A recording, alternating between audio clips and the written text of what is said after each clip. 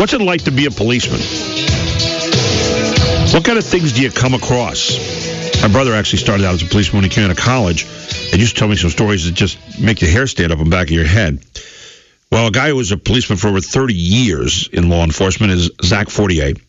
He's a true crime author, and he's author of Curbcheck Reload. He was also the author of Hero to Zero. He's been the author of actually 3 books now with this one. Curbcheck Reload is the 3rd book by his best-selling author, Zach Fortier, and it's based on real-life experience that happened during his 30 years in law enforcement. And I'll tell you what, to say it's a dark, earthy account would be the understatement of the year, but he spares nothing in telling you the stories about what it was like to be a cop, and we welcome Zach Fortier to the program. Zach, good morning. Great to have you on the show. How you doing? I'm doing really well. How about yourself? I'm good. I'm good. I'm glad you're still here after reading the stories in there, for heaven's sakes. I mean, pretty unbelievable stuff. What got you sitting down? As I read these stories the other day, I was getting my car done, and I read these stories, and it's like a compilation, chapter by chapter, of real stories that you went through, and I mean, absolutely fascinating. And I hate to say the old cliche, but I couldn't put it down. I really couldn't. I mean, it's a nice paperback book. It's only got like about 70, 80 pages, so it was a pretty easy read for me. But I walked away saying, wow, I've got a new appreciation for what police have to do. But one of the things that hit me on this too, Zach, was the idea that sometimes you feel like you're fighting a losing battle, right? Most of the time, yeah. Tell me a little bit of the time you feel like you're up against everybody and everything. You have been in some pretty weird situations over the years, and you talk about that in the books. What are some of your, I'll say, favorite stories? I don't know if they're really favorite is a good word here, but the ones that you remember the most. Tell us a little bit about them. I was looking back through the book, and one of the things that the stories that kind of hit me at the time, the irony. There was this girl I was trying to get off the street. She was a runaway. She was a prostitute. Right. And her pimp was her boyfriend. She was about 14 years old. And I get into a traffic stop with her boyfriend and her in a car at the apartment complex they were staying in, and trying to get her out of the car, she took off. And in the process of that, her shirt came off. I grabbed onto her shirt, and she just kept running. It shredded the shirt. So she's running through this apartment complex, naked from the waist up, screaming rape. And people start piling out of their apartment, trying to protect her from the rapist cop / security guard is how they saw me. It was the security guard. And I'm running through the apartment complex, and, people are chasing after me. We're chasing after her. And I hear over the radio other cars are being dispatched. To get after you. Oh, yeah. This rapist security guard is chasing this 14-year-old girl. And just like, can this get any worse? It's just the stuff you would get into would just be unbelievable. To make a long story short, she ran across the river, and I had to wait across the river, and eventually a guy on a mountain bike chased her down and grabbed her for me. And I take her back. I take off my uniform shirt to put on her, cover her up. We walk back across this river, and my lieutenant is sitting there waiting for me, telling me I have a lot of explaining to do. Doesn't even give me the benefit of the doubt. Totally thinks that I'm in the wrong. And the whole point of this call is I'm trying to get this kid off the street. It was just like that. That's what it is to be a cop in a nutshell. You're up against everybody and everything. Your own administration doesn't buy into it, and you're constantly on guard. You kind of told him off then. I guess the next day I remember in reading this story in the lunchroom, your fellow police commander said, way to go. You told the guy like it was. Yeah, I was furious. I'm like, I'm being chased by people and ducking punches, trying to catch this girl, and wading across the river and destroying my uniform, my boots. And then I've got to explain what I did wrong. It's just ridiculous. But that's what you're up against, people that rise to the top in police work are not hardly ever the best cops. What is the biggest misconception that people have about you guys? And in this book, I'll tell you what, you gave a brand new respect for police, I think, and in your particular case, you. But what's the biggest misconception people have about police? I think that they really have this kind of, at least from my perspective, I think people really need a hero. They need cops to be almost superhuman, and they're just not. They're just normal people trying to do what they think is right. Yeah, it's incredible that you've got to deal. One of the things that really struck me as I read your book here, you have to deal with things in the moment in real time.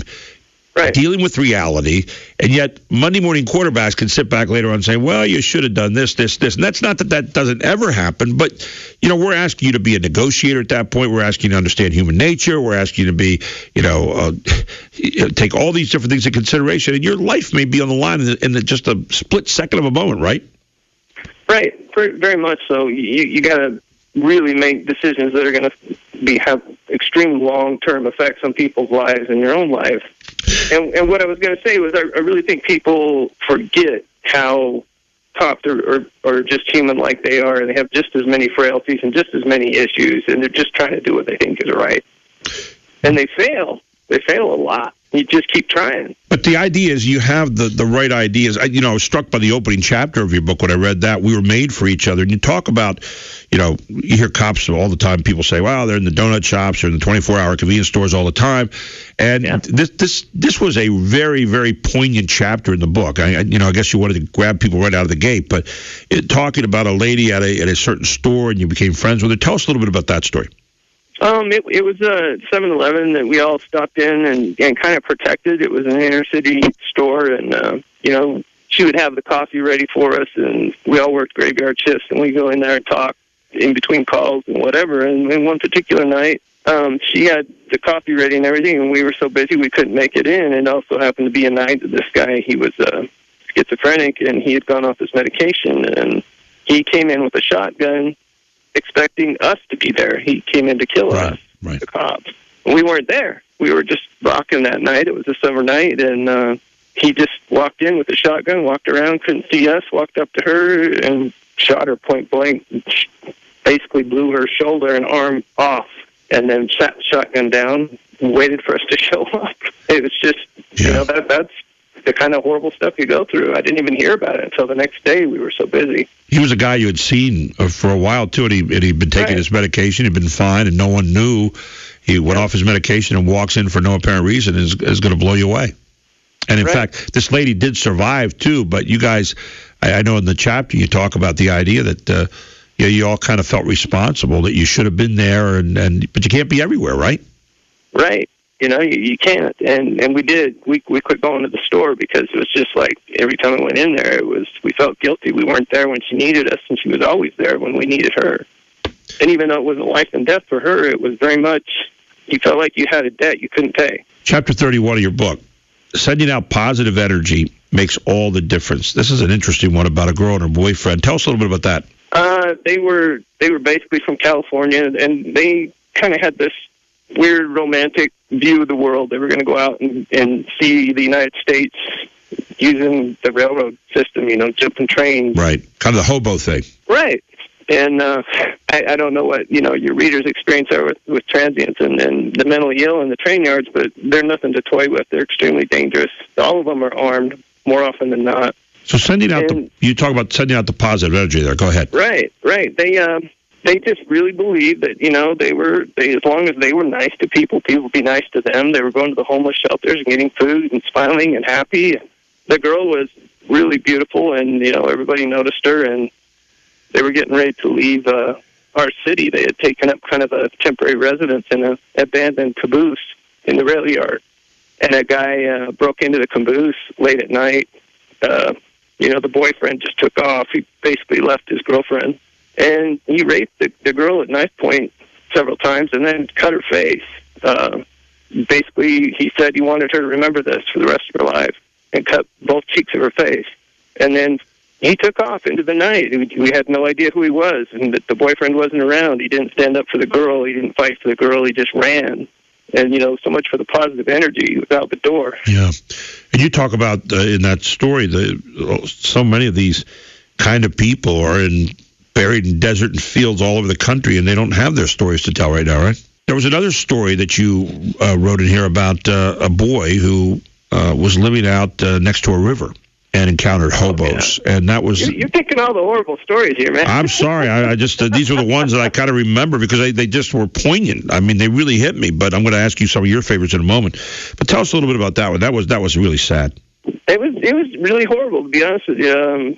His family was homeless. His dad had made a few bad business decisions, and they went from wealthy to basically living out of a cheap hotel. And the kid was going down to what we called the river bottoms at the time, and fishing, and basically just kind of doing the Tom Sawyer, Huck Finn kind of right, being a kid. And he was befriended by a group of transients, and they all, were teaching him different things about sharpening knives and whatever. And right.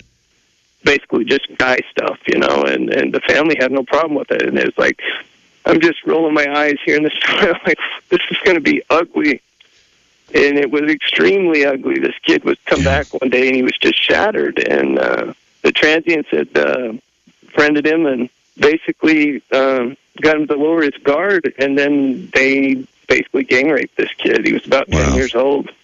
And the parents felt like it was the kid's fault for some reason. I mean, later on, I came back trying to get the parents to give me what I needed, to give me statements, to give me the evidence I could at least try to go after these transients, and they wanted nothing to do with it. They wanted it to end right there, and they moved out of the hotel. Yeah. And the manager said he heard them saying as they left to the boy that, he should have known better. Wow. It was just, wow, And so you walk. There's no way to make this right. There's no way to do anything to make this situation even somewhat salvageable. When you look at the book and you look back over it now and you've written this thing, what are your favorite stories, or what are the ones that really you go back over and say, yeah, geez, I really remember that one really stands out to me? I think my favorites, the funny stuff that happened, the horrible stuff. It's interesting to read, but when you live it, it's not so cool. Right.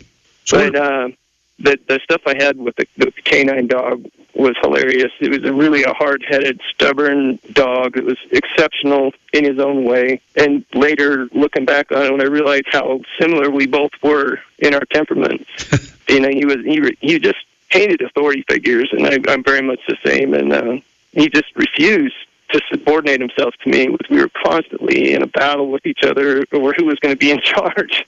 So people always say that. People always say that dogs are like their owners, right? That they look like them, they act like them. Yeah. Yeah, and he very much, looking back, and he very much adopted my personality, and he just would not back down for anything. He just got into a lot of funny circumstances.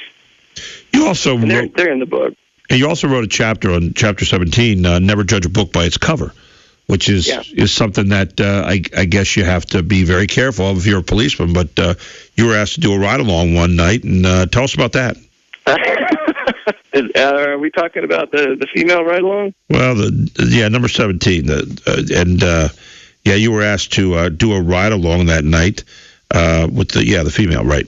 Right. Okay. That was a girl that I'm actually still friends with her. She became a cop, and I was asked to take this ride along, and she was a criminal justice major. And for most cops, a criminal justice major is really a long, long night. Have a lot of knowledge and not a lot of practical application of that knowledge.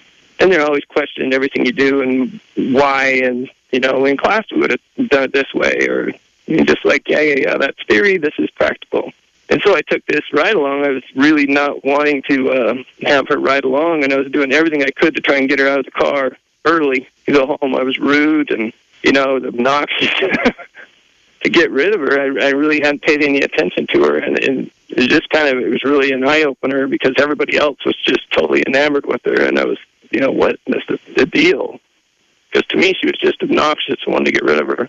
And come to find out, me with my situational awareness, she was, incredibly beautiful and was really screwing up the calls because everybody just stopped and stared.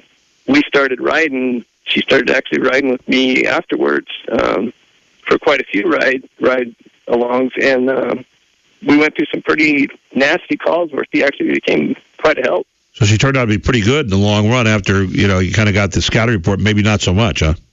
Right, yeah. We're going to come back. Zach Fortier with us here this morning, the Gary Sutton Show. He's written a brand new book called Curbcheck Reloaded. What's it like to really be a policeman? Zach, I'm going to ask you a question when we come back. What have you learned after writing these books and over 30 years of being a policeman? What do you walk away feeling, and how has it changed you as a person? We'll ask that question when we come back. Here on the Gary Sutton Show on News Radio 910 WSBA. Welcome back to the Gary Sutton Show with Zach Fortier, author of Curbcheck Reloaded. He's Written 3 books, and this one is very, very good. Stories about how police really have to deal with things, especially in an urban setting. And Zach is back with us here on the Gary Sutton Show. Zach, I want to ask you a couple questions here. And again, where can people buy the book right now?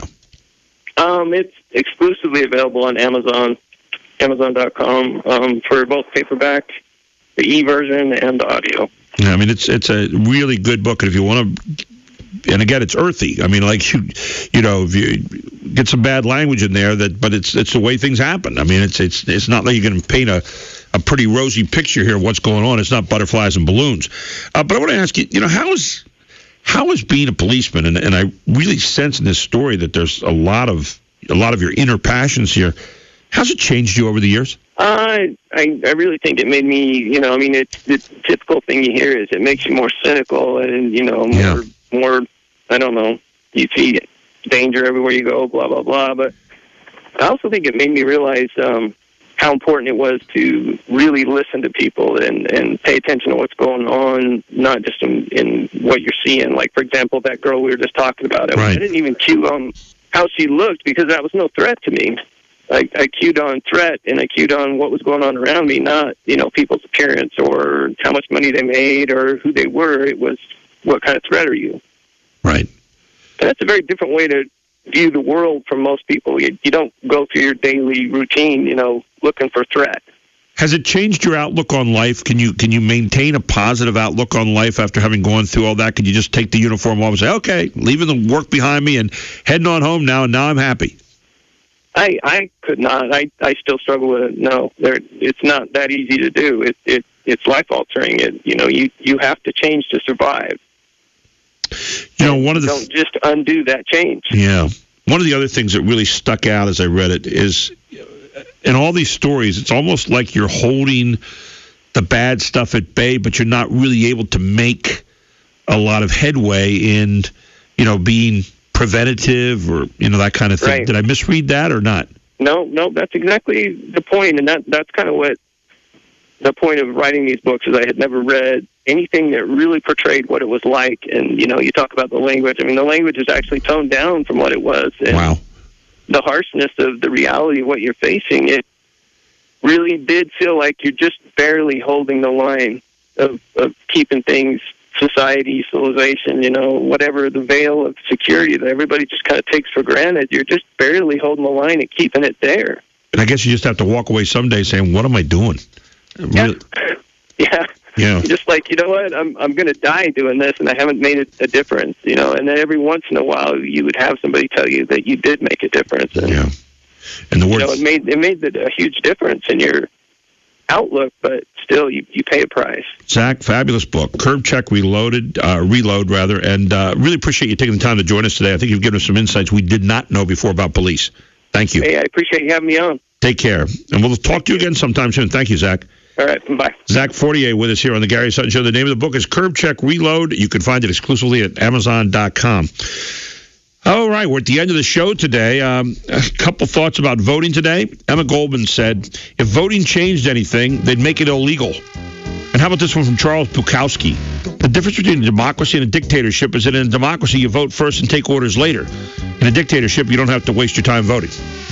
Anyway, tomorrow on the Gary Sutton Show, Chris Markowski will join us. We'll get into all things that are happening economically out there.